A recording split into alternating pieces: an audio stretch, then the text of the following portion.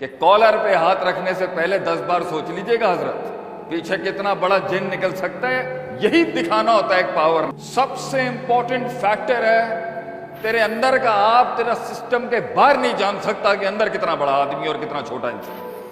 جس دن یہ vulnerable and کھلا تجھے مارنا آسان ہو جائے گا. یہ میں اپنی زندگی کے تجربے سے بتا رہا ہوں بھائی. مارنا تجھے آج بھی آسان ہے, مارنا اس کو بھی بہت آسان ہے, لیکن وہ امیجنگ ہے جس کے تحت ڈیٹرنس کریٹ کیے ہوئے کہ کالر پہ ہاتھ رکھنے سے پہلے 10 بار سوچ لیجئے گا حضرت پیچھے کتنا بڑا جن نکل سکتا ہے. یہی دکھانا ہوتا ہے ایک پاور نے. کم من فئۃ قلیلۃ غلبت فئۃ کثیرۃ. اللہ کہتا ہے کتنے ہی گروپس تھے, لیس ان نمبرز, تعداد کم تھی مگر انہوں نے بڑے نمبرز کے اوپر غلبہ کھا لیا. کیسے؟ باذن اللہ. سپر نیچرلی تو تھا ہی تھا, لیکن میتھس بھی تھی, امیجنگ بھی تھی. آپ صلی اللہ علیہ وسلم نے فرمایا میرا دشمن میرے سے جب 1 مہینے کی مسافت پہ دوری پہ ہوتا ہے, چاروں سمتوں میں کہیں سے بھی سفر کرنے کے لیے جنگ کے لیے ہے, فرام اے 1 month ڈیوریشن, 1 مہینے کا سفر جب رہ جاتا ہے, مسیرت الشہر کے الفاظ ہیں حدیث میں, تو اس کے سینے میں ایک روب طاری ہونا شروع ہو جاتا ہے. ایک تو وہ روب ہے جو اللہ ڈالتا ہے مومنوں کے خلاف, ایک آپ صلی اللہ علیہ وسلم کی امیج ہے, دا برانڈنگ, جو پرشیا سے لے کے روم تک سب جانتے تھے کہ یہ کیا شے ہے, یہ پارٹی ہے کون سی.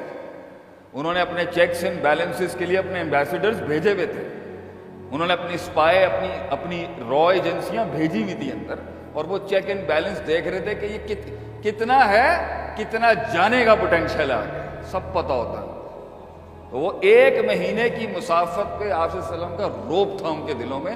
اگرچہ پارٹی اپنی بہت ہلکی تھی, نمبرز, ویپنز, آرمری اور وار اسٹریٹجیز کے لحاظ سے ہم بڑی جنگیں نہیں لڑے ہوئے تھے.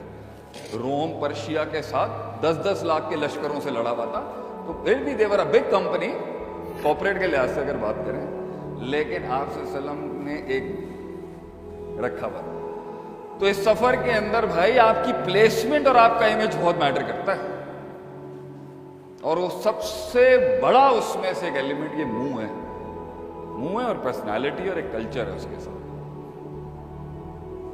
تو اگر تو کسی بھی ایسپیکٹ کے اوپر ہلے گا نا, اگر تو نے غلامی اپنا لی ہے میرے بھائی, اینڈ یو ہیو ڈیسائیڈڈ کہ بھائی میں کسی کی پروٹیکشن میں رہنا چاہتا ہوں, تو ٹھیک ہے, پھر آپ بنڈ ماریں گے, غلطی کریں گے, وہ اگر if you are alpha line, آپ اپنا ٹیریٹری خود کلیم کر رہے ہیں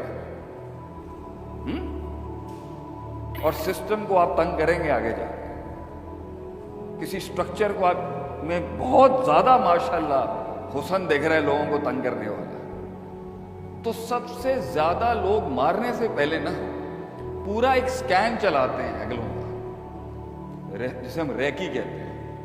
جاؤ ذرا چیک کر کے آؤ کس طرح کے لوگ ہیں.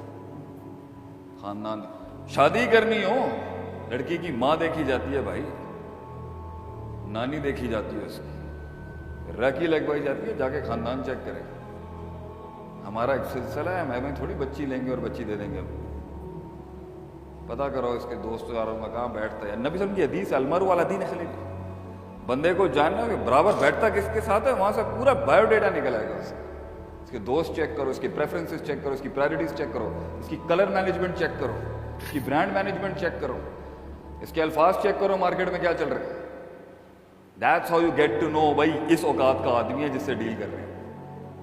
تو اس سسٹم کے اندر صوبہ چلانا ہو, ملک چلانا ہو, بزنس چلانا ہو, آرگنائزیشن چلانی ہو, یا خود کو چلانا ہو یا خاندان چلانا ہو, اٹ از ویری امپورٹنٹ کہ جو یہ بیہیویئر ہے نا, یہ جو جسم ہے, جو جسہ کھڑا ہوا ہے سامنے, اس کی پریزنٹیشن اور اس کی کمپوزیشن اتنی سالڈ چاہیے ہوتی ہے کہ لوگ کنفیوزڈ ہی رہیں جب تک کہ آپ ریئل ڈیل نہ بنیں.